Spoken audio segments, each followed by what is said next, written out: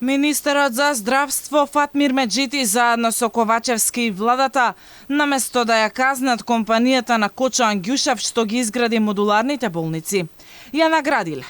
Обвинува поранешниот министер за здравство Беким Сали. Тој вели дека на 25 јануари годинава барал итно раскинување на договорот со Брако, за да не се исплати ниту денар на фирмата изведувач на монтажните болници. Но по неговото разрешување во февруари, неговиот наследник Меджити ги исплатил парите на компанијата на Ангјушев.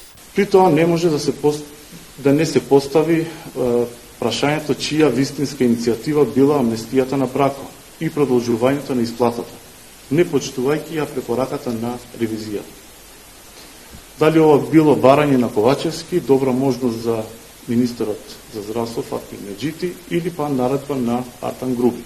Која е обврската што оваа власт ја има кон Кочо Ангјушев и зошто власта дозволува да гази над жртвите од пожарот на 8 септември 2021 година, само за да има корист уште неколку милиони евра.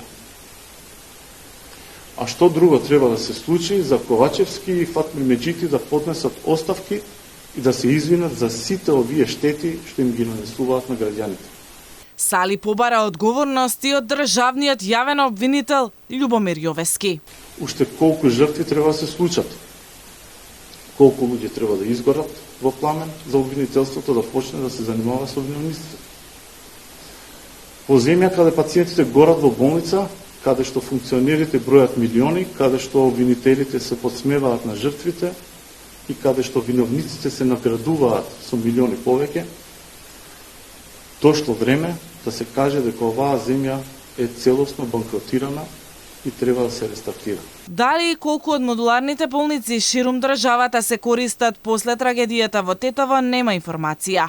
Инаку во Гостивар монтажната болница до пред 1 месец се користеше како детско оделение, додека одделот во болницата се реновираше, а претходно беше користено како пункт за имунизација против ковид.